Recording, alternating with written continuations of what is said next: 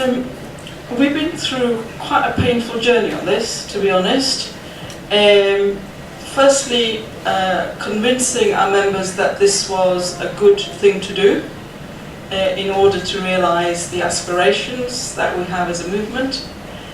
Secondly, to get the right kind of skills, not just at trustee level, but also at executive level, that could look at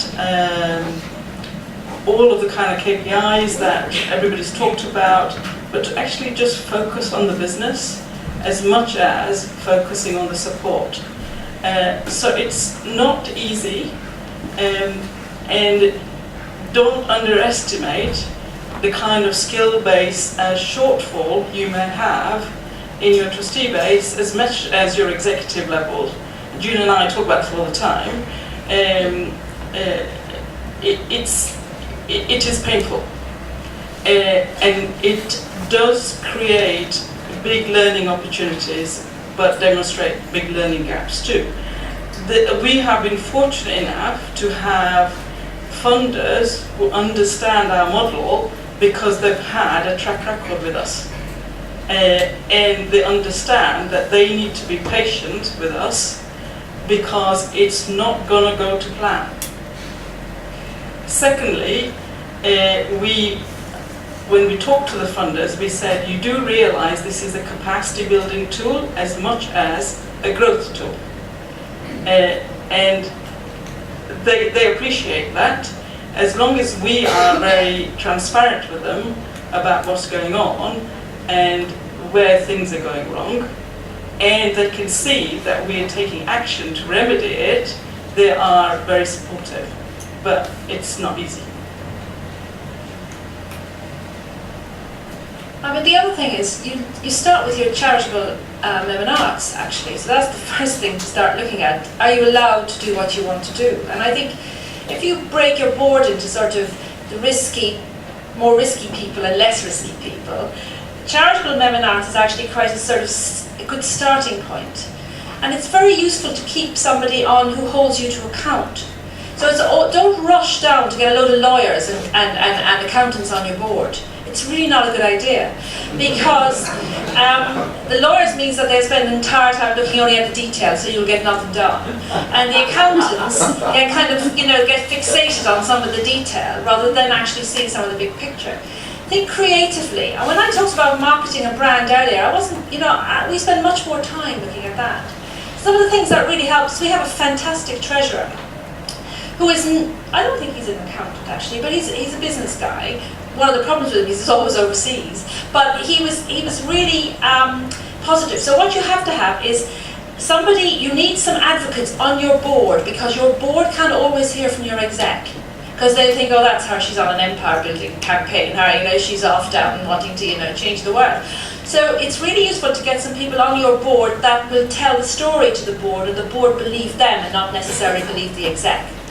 And the other thing is, it's useful also when you're thinking about your board to take them with you, literally. So when we were looking at our first social investment, we went to HCT, one of the biggest social enterprises, and I knew that Di had got some funding through Big Bridges, our big investment. And I went with my treasurer, and we sat and chatted with him and asked him, how did it feel? And also one of the things that was really useful was taking somebody from the investment journey onto your board.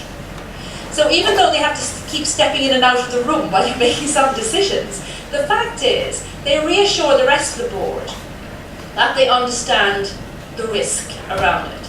And I mean, Alice is quite right in that you can't risk your business, but then you wouldn't anyway. So you have a really good business plan. So what you need are board members who understand business plan, board members who understand your mission and will hold you to account so you don't rush off down. In the same way as you needed board members who stopped you chasing the money, which has been some of the negative consequences of the charities, where they've chased the money and chased projects and lost sight of what they're all about. And you need board members who are practical people. So one of our best board members runs a logistics company in Southampton. And when we're talking about the challenges of getting the right people on your exec board, And when things are getting sticky, and when your pipeline is sticky, and when various things are happening, she's always there to say, well, I've been there. And the board is probably more accepting of hearing it from her than hearing it from me, or reading a report or something. So I think be careful when you choose your board.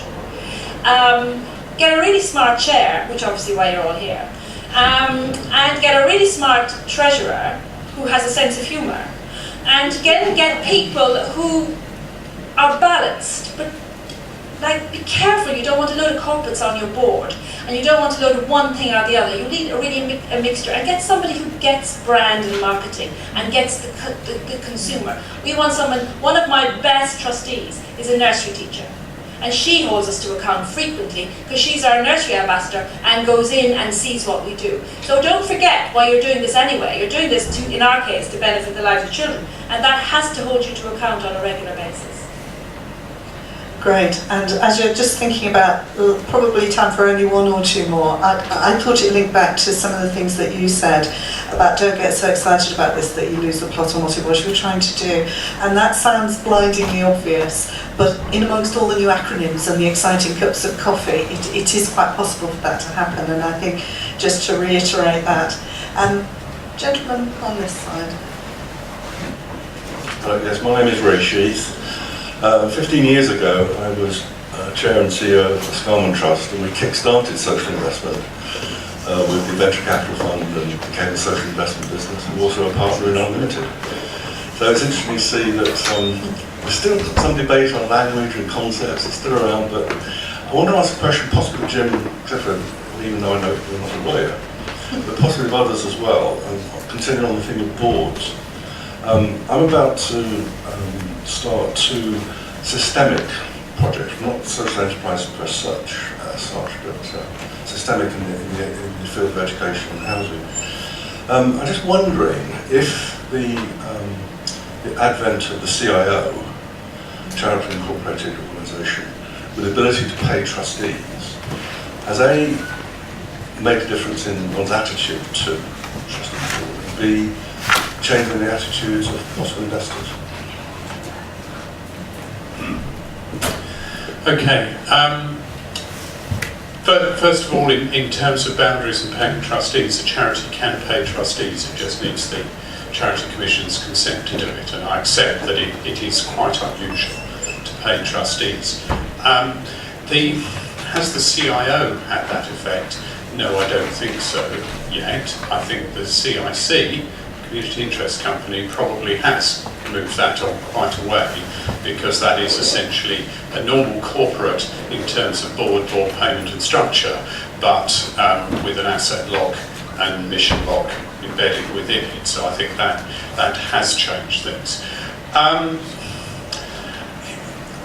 It's very interesting what is actually going on within the roles of boards. Because we used to have the situation of charity up one end, which comes from trusteeship and trustee law, where, God forbid, that you should benefit from your role or office. It was meant to be donative in nature with your time.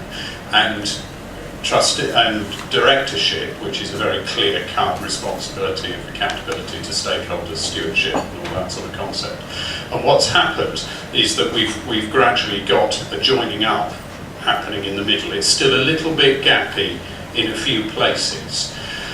I think what we're ending up with is a continuum in terms of the overall legal structures and obligations. We have something of a similar obligation on trustee directors as we do on normal corporate directors. We have this different ability to pay, but I think that boundary is blending and reducing and changing all the time.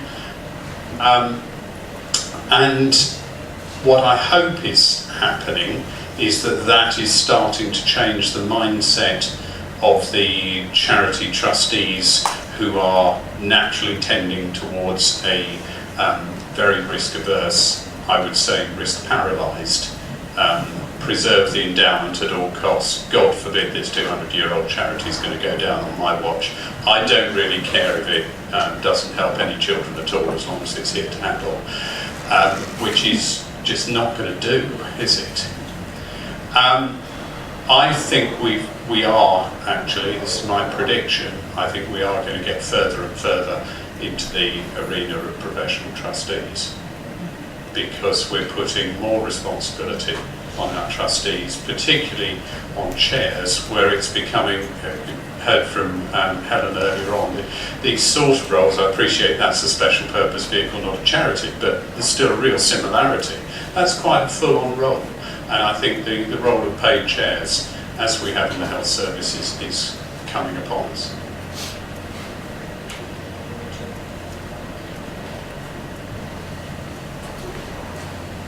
I think it's a time of flux, really, and I think the professionalisation, the level of responsibility, the level of risk that we're taking as trustees in terms of finance is growing, and the complexity of it's growing, and maybe that needs to be recognised at some points in a different way. It's not just one way of remunerating. I think there's a number of ways of remunerating. Great. Next question. I think we've had a lot from that side, so we should come over here. Thanks. Ruth Dobson, I'm a trustee of Unlimited, which is the foundation for social entrepreneurs. I've got a kind of big picture question, which is just about the size of the market right now and what your expectation is of where that is heading. Yeah, I guess we don't really have any meaningful, I think, information in terms of the size of the market. So back in sort of 2012, there was a report that basically quantified the size of the social investment market as being at about 200 million, just over 200 million at that point, was making some quite grand projections going forward. I think a lot of this seems to come down to definitions, what you define. I mean, Jim talked earlier on in terms of that continuum of what impact investment is. So the numbers that you'll see quoted around are vary in scale.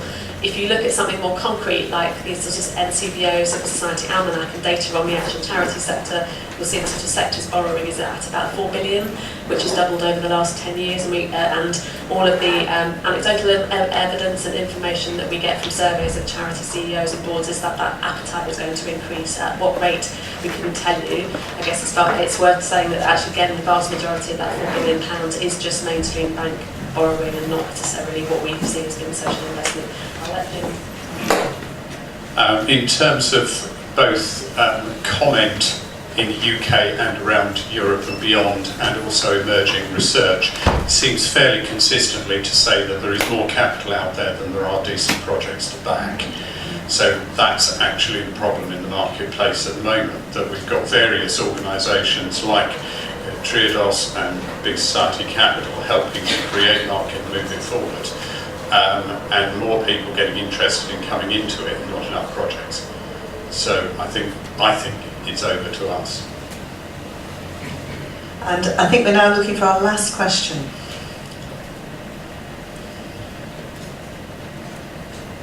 It's Ian Cassidy from Friendship Works.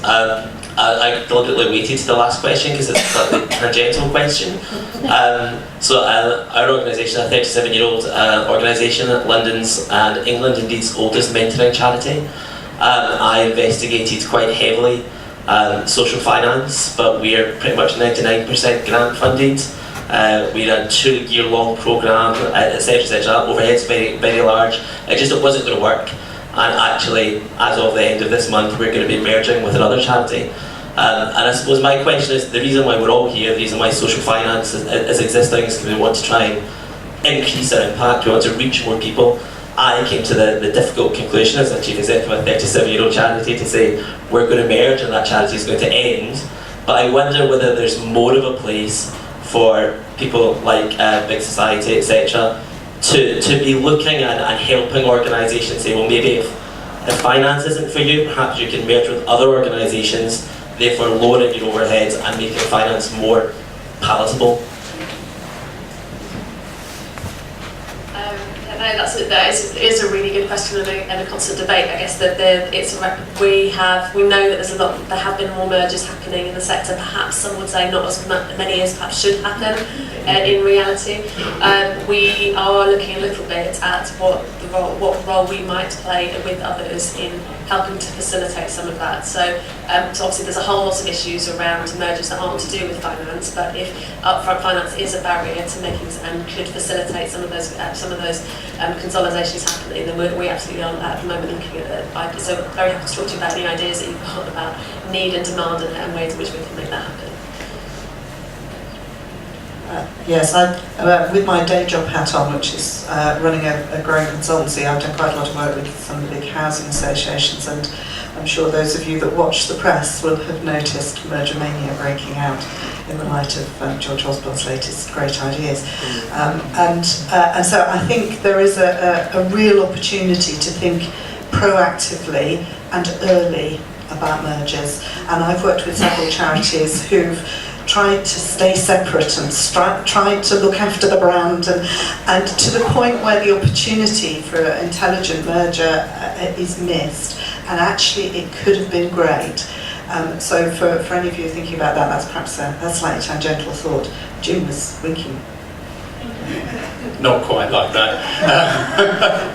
I mentioned at the beginning one of the reasons that Stephen Lloyd and I decided to do this bit within BWB was to support transactional work within the sector.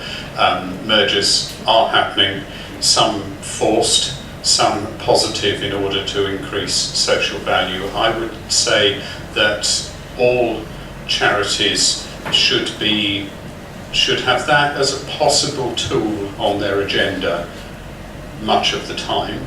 It can extend to acquisition. Let's get too hung up about merger. It can also extend to controlled divestment.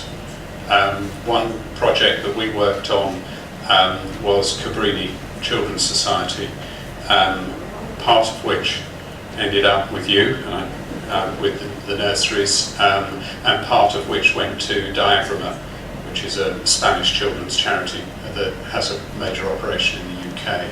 That was about making sure that beneficiaries weren't injured by the financial pain of an absolutely eye-watering pension debt. These things can happen, should be on the agenda. The plea, I would say, to this assembled throng is the two factors that kill off logical, sensible, helpful merger or acquisition for charities more than any other things are chief executive's ego and career, and even greater an almost irrational emotional engagement to the old organisation from the trustees.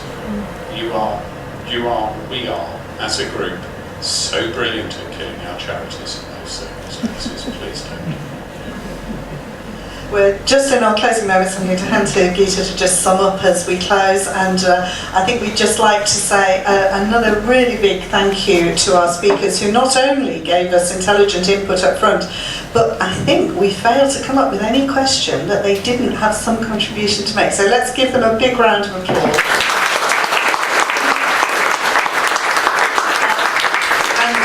I think also a very big thank you to you for getting up so early and for coming. And there is a real sense in the room of this being the beginning of something.